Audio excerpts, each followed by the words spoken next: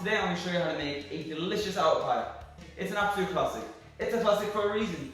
Everybody likes it, it's easy to make, it tastes great, there's nothing more to be said. It only consists of two elements, a great, flaky, buttery pastry and a fantastic apple filling. So with that being said, let's make this, shall we? So first we're going to make our beautiful flaky pastry crust. It's so simple to make. I'm going to be using my food processor, but by any means you can do this by hand as well. So into my food processor goes 375 grams of all-purpose flour, 10 grams of sugar and 5 grams of salt.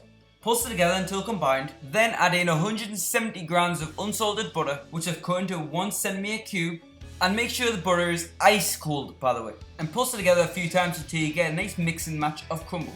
Now most of the butter pieces should be the size of a pea, but it's totally fine if you got a few chunkers in there. And place into a bowl and start gradually pouring in 80 to 110 milliliters of ice water. Keep mixing with the fork until the dough starts to come together, and then begin kneading until you achieve a smooth dough. And you're gonna need to do that pretty quickly. Don't over knead this, otherwise the butter will incorporate into the dough and you will lose all those flaky qualities. And shape it into a disc. Tightly wrap it up in cling film and place in the fridge for 1 hour or preferably overnight. So now the crust is done, let's talk filling. There's no need to overcomplicate this, so we're going to keep this nice and simple. You will need 6 to 7 jazz apples, as these in my opinion have the right sweetness, crisp and tang to them. And you'll want to peel those fellas and remove the core, well, using a corer. But if you don't have a corer, use a knife instead, just cut around the core. It's pretty straightforward, just be careful you don't cut yourself. Then cut the apples in half, then cut them into a 1-inch cube, making sure you cut them as even as possible so that the apples cook evenly. But if you want unbelievably unevenly cooked apples, be my guest. Wow, that was a bit of a tongue twister. Unbelievably unevenly cooked apples. Place all that into a large saucepan along with 50 grams of caster sugar and 80 grams of soft light brown sugar. Give it a mix to evenly distribute them ingredients and leave it to sit for 8 minutes. And this is called maceration. Then place the pan over medium-high heat and add in 1 teaspoon equal to 5 grams of ground cinnamon, a fine grating of fresh nutmeg, a pinch of salt equal to about a crown's worth, and a squeeze of lemon juice. Let that come to a simmer, then a vigorous boil, then reduce the heat to medium-low and let that simmer for 7 to 10 minutes until most of the juices have reduced out.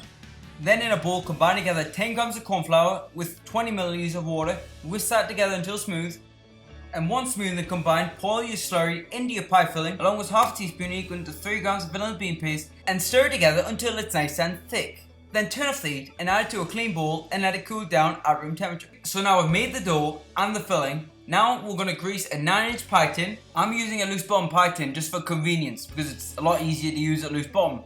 And the way I like to do it, I like to remove the base and grease the rim and the base separately so then you don't leave any empty spots so that the pastry does not stick to anything, because that's no good. And then coat the base and the rim with some plain flour individually and then place the base into its case and put it in the fridge for about an hour or so to give the butter time to solidify. So now get your dough and you're going to cut it in half straight down the middle. One half is going to be for the base and the other is for the top.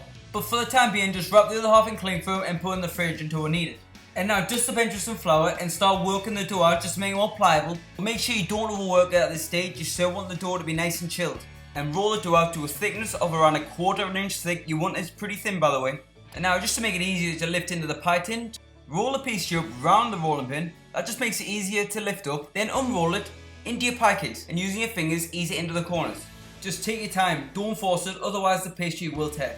And then brush the rim with an egg wash, which consists of 1 egg and a little splash of water, and then you just whisk it together and that's it. And now just hold on 1 second before you add the filling. We're going to roll the pastry out for the top. And as it's Christmas time, we're going to cut a nice pattern into the pastry so it looks proper fancy. You're going to start by working the dough out a bit to make it more pliable and roll the dough out until the thickness is about 1/4 inch. And then fold the dough in half and then half again into quarters, place it on your chopping board and cut 2 slits either side of the fold. This will create a nice cross pattern on top of your pie. And then remove as much excess flour as possible because nobody likes the taste of raw flour. Or you might, whatever tickles your fancy, who am I to judge? And then carefully place it on top of your filling and make sure the point of the fold is placed centrally and then unfold it, and if done correctly, the lid should be placed directly into the center with a nice cross pattern on the top. And then using a sharp knife, carefully trim off all the excess pastry. Just take your time, you don't need a rush, just be careful you don't tear the dough. And then pinch it together to make sure it's thoroughly sealed. Now egg wash the top of the pie and then sprinkle over a nice even layer of spiced sugar, which is so simple to make and it tastes great. It consists of 50 grams of caster sugar, 50 grams of soft, light brown sugar, not dark. Give that some whiskey business to combine it all together. Then add in 5 grams of ground cinnamon, a fine grating of fresh nutmeg, not the pre-grated stuff. The flavour is nowhere near as good. And now whisk again until combined, and that's your spice sugar done. Now preheat a pizza stone in an oven preheated to 250 degrees Celsius. If you don't have a pizza stone, preheat a baking tray instead, but make sure it's ripping hot. Once it's in the oven, lower the oven temperature to 205 degrees Celsius and bake for 35 to 40 minutes, or until golden brown and the pastry is nice and crisp. And that's it. That's what you call apple pie. But before you cut into it, allow it to cool down fully room temperature. It will take about 3 to 4 hours because it's as hot as the sun when it first comes out the oven. And then slice it and serve it with a nice Joe custard or ice cream, or you could just keep it nice and simple and serve it by itself. I'll leave that one up to you. And that's it, ladies and gentlemen. That's how you make a classic apple pie completely from scratch from home. I hope you give this one a go. It's delicious. It has everything you could ask for when it comes to apple pie. Beautifully crisp pastry with beautifully cooked apples in the center. The cinnamon, nutmeg, vanilla comes through beautifully. It's not too sweet. It has the perfect balance in flavor and sweetness, in my opinion, that is. And the great thing about an apple pie is that you can make both elements ahead of time. The buttery, flaky pastry and the apple filling. So when you come to putting the whole thing together, it's really straightforward. It is not complicated. You can do it if you put your mind to it. So with that being said, if you enjoyed today's video or you learned something, please like, subscribe if you haven't already, and I'll see you guys next week. Take care. See you next time.